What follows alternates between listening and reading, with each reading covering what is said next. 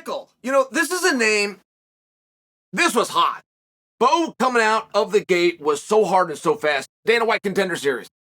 Does everything he's supposed to do on that, meaning he wins the fight, but he also finishes the fight in convincing fashion. Instead of telling him, no, you're not what we're looking for. Or, here's a contract, welcome to the UFC. Instead of doing either one of those, they said, you know what? Let's just do this same thing again. We haven't seen enough to push you to the side or to bring you over into the club. We're going to do one more match. And it was a little bit of a surprise. People had never seen this. It hadn't been done this way before. And now all of a sudden, Bo's one more match is a featured match and it's a main event. All of a sudden, it's the first ever sought after main event in the history of a Contender Series, at least for me. When I would watch Contender Series, the main event would just be whatever fight was last. This was different. And Bo gets out there and he does it again. Adds a little striking, goes to the takedown, comes into a submission. All of a sudden you go, wow, this guy's pretty impressive. What do we do with him? Book him on a card. Bo ends up getting hurt. Now, this was for the December 10th pay-per-view. The same one where you saw the draw between Ankalaev versus Blachowicz, just to put a frame of reference in your head. So now here we are, and Bo's going to be coming up. He's going to be on the March 4th card, part of Jon Jones, part of Cyril Gane, and he's back and he's doing some media. Now, I read the media, and I came away with 3 takeaways. First off, he said, I like the slow approach. He said he kind of wanted to do what Sean O'Malley did in terms of the slow approach with a steady incline in competition. And he went as far as to say he'd like to be not only the world champion, but the best pound-for-pound fighter in the world, but he would not like to face Robert Whittaker with only 6 fights. So Bo was talking about himself, saying, I've only got 6 fights. I don't want to just fight anybody. I'm not ready for just anybody. My goals are of such. I am working towards. But as of right now, I don't want in there with just anybody. As a matter of fact, somebody like Robert Whittaker. Huge compliment from Bo. It was a really big compliment, and I was almost surprised that he gave it. But I see it the same way. When I see 85-pounders, I do believe there's ways that Bo is world champion today. Right now, today, if it was a bracketed format, who beat who and who he would have in the finals, I think Adesanya is a good matchup for him. I think Alex Pereira is a good matchup for him. Now, that's not rocket science. I'm looking at a really good wrestler against non-wrestlers, right? I mean, that's one of the most basic premises we came up with in 1993. I do see what Bo means when he talks about Robert Whittaker. And not enough guys talk of Whittaker that way. Like, Whittaker doesn't get enough credit in the pound-for-pound lists. Whittaker could be number 3 in a division, but he could also be number 3 pound-for-pound. I don't think we have as good of an anti-wrestler anywhere in the sport as you do in Robert Whittaker. And you know who used to have that? You want to know who that throne used to belong to? Is Jose Aldo. Jose Aldo was as good at stopping people from taking him down as George St. Pierre was at going out and taking people down.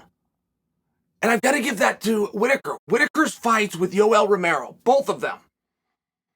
The first 5 rounds and the next 5 rounds. They've stayed with me all this time just because of how good his hips were. I will coach kids in wrestling. I will explain to them what a side whizzer is. I will tell them if they go get a book, go get the rule book to wrestling. There is no takedown in the rules as long as you have a side whizzer. The opponent must get you to take your side whizzer out or you must give up on your side whizzer. It's so important. And I'm watching Robert Whittaker with no wrestling experience over an Olympic silver medalist doing nothing other than controlling his hips and keeping a side whizzer. And now here we are all these years later. One of the most coveted wrestling prospects, that of Bo Nickal, is paying homage to the defense and the abilities of Whittaker. I appreciated it. And that's the one guy, if I was steering Bo's career, we'll take on anybody. We'll take on Pierre right now. We'll take on Adesanya right now. Bring us Darren Till right now. I mean, right? I go up and down the roster, banging my chest, except for Whittaker. That is the guy. That is the guy that you would want to stay away from. And I don't bring that to you for any other reason. I just thought it was a nice compliment from Bo. And I don't hear Whittaker get a lot of compliments. I think a lot of guys see Whittaker the way that Bo sees him. And they realize that just doesn't draw, so why not just stay on his good side? That's what I see. I believe the night when Whittaker got asked to Chimaev, who had called out everybody, chopping, swinging a sword around at everybody, and said, as opposed to facing Whittaker, that he would like to train with Whittaker. I think those are very big compliments.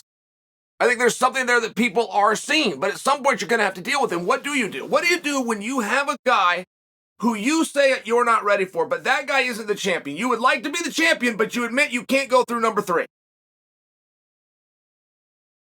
You say you can beat everybody in the world, but you openly admit, I got a problem with a guy that's down here. What do? You let a little time go by? Reassess, come with a different opinion, wait till somebody else beats him? Very common thing to do in this sport. Stay the heck away from a guy, hope that somebody else gets him, knocks him off, you don't ever have to deal with him. But it's a nice thing for Bo to say. And I think wherever you're going to go at 185, I think it has to go through Robert Whittaker. That's what I think. I think Robert Whittaker at 185 is very similar to Colby Covington at 170. Hard to get a title match, right? And I realize that Adesanya's been beat, but I think that you understand my point. Even when Adesanya was defending against other guys, even Jared Cannonier, even Pereira in the night that he lost, Whittaker was still the rightful number 1 contender. He just couldn't get that opportunity. And we couldn't even complain and get that opportunity for him because he'd already been given it a couple of times before. So it's a very precarious spot. And I've been banging the drum for a while for Robert Whittaker to leave the division. Go become a 205-pounder.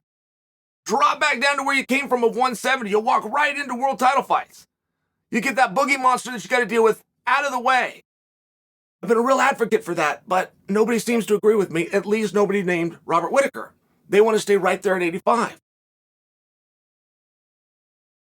And he's in a really interesting spot. When he has guys like up-and-comers like Bo Nickal coming out and paying homage to him, I hope it means something to him. And if Pereira gets the jump on Adesanya, Pereira's got to have something to do next. Robert Whittaker seems like a pretty good option.